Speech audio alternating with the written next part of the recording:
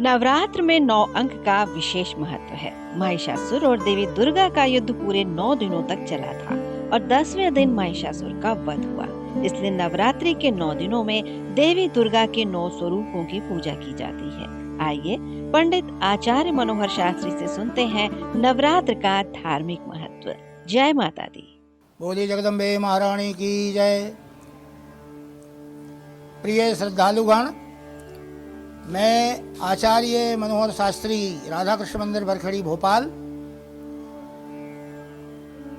आइए अपन आज विचार करते हैं कि माँ जगदम्बे की किस प्रकार से जो है स्थापना करना चाहिए और किस प्रकार से पूजन अर्चन बंधन करना चाहिए। ये बड़े भाव से आप लोग सुनिएगा। तो बंधुओं कहते हैं कि माँ जितने भी देवी देवता हैं, जब जब इन पर संकट आया है, माँ भगवती जगदम्बे की आराधना करने पर ही वो सुलभ हुआ है। देवताओं को भी विजय श्री की प्राप्ति माँ जगदम्बे की पूजन करने के पश्चात ही हुई है।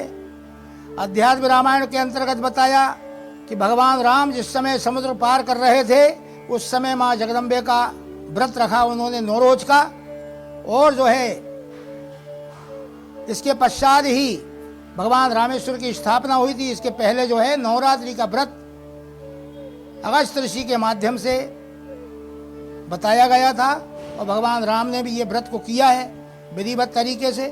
तो इसको जो है बंधुओं 3 अक्टूबर 2024 संवत 2081 सालवासक 1946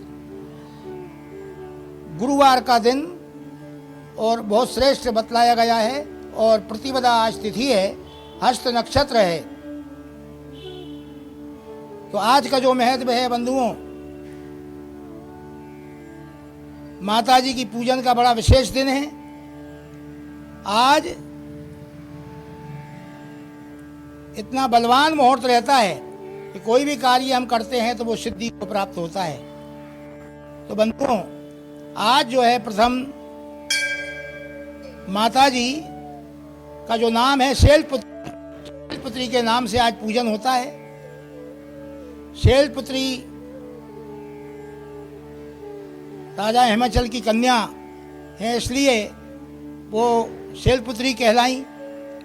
और इसके पश्चात इनका जो पूजन है, आराधना है, वो इस प्रकार से है बंधुओं। कलश स्थापित करना चाहिए और यदि ज्योत की हमारी अगर श्रद्धा है तो यथासंभव दाएं हाथ की ओर जो है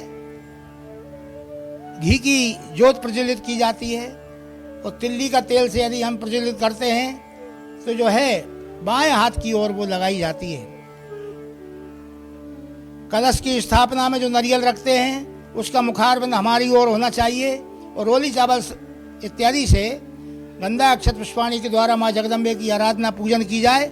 और लाल आसन होना चाहिए और वो आसन जो हम पूजन करते हैं वो किसी और के पास नहीं, हमारे पास होना चाहिए, कोई और को नहीं देना चाहिए वो आसन। और माला गौमुखी इत्यादि से ओम ऐं ह्रीं क्लीं चामुंडा विच्चे इस मंत्र का जाप करना चाहिए जितना भी बन सके। और दुर्गा चालीसा का पाठ करिए सरल पद्धति से। और माँ के लिए कनेर का पुष्प जो है बड़ा प्रिय है, लाल कनेर। जायसेन का पुष्प भी बहुत प्रिय है, उसकी माला बनाकर माता जी को अर्पण करिएगा।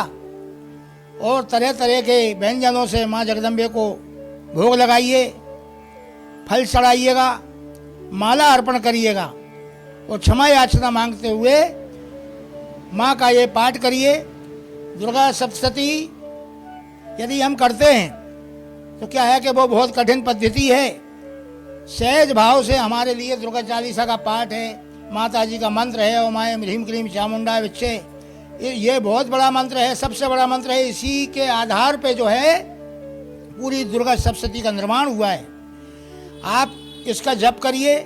और सिद्ध कुंज का स्त्रोत, उसमें लिखा है न कवचम न अर्गला स्तोत्रम कीलकम रेस्कम सूक्तम नापि ध्यानम च नाशो न च वार्चनम कुंज का पाठ मात्रेण दुर्गा पाठ फलम लभेत, जो कि देवताओं के लिए भी दुर्लभ है। वो पाठ जो है आपको ये बताया जा रहा है। सिद्ध कुंज का स्रोत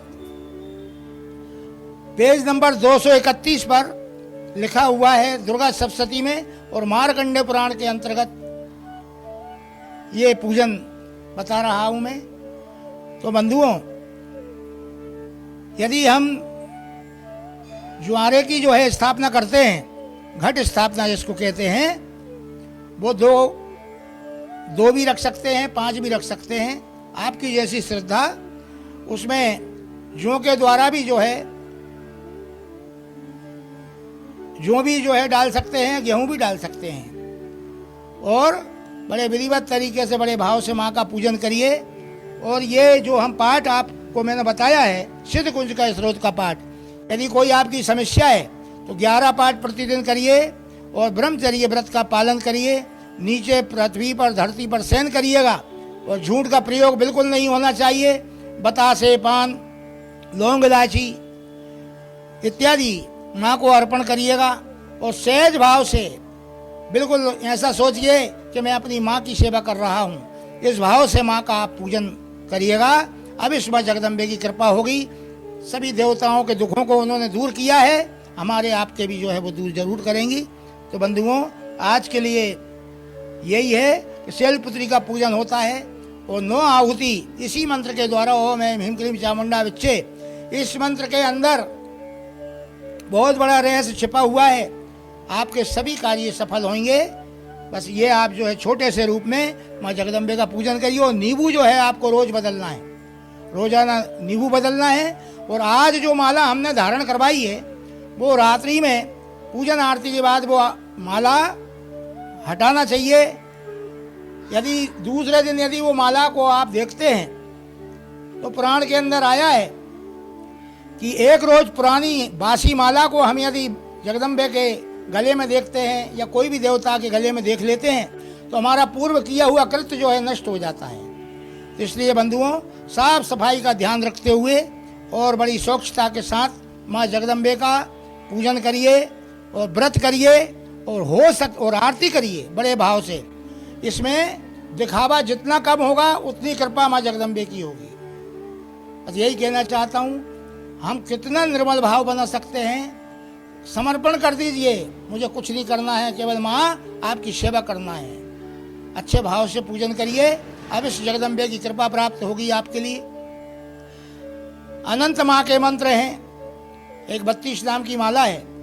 यदि उसको आप ग्रहण करते हैं रोजाना 32 नाम पर एक सुमेरु एक तरफ होगा, इस प्रकार से जो है आपको एक माला यदि आप रोज करते हैं तो जो है उससे भी बड़े बड़े निवारण जो है माँ जगदम्बे कर देती है। तो बंधुओं, आज के लिए इतना ही है।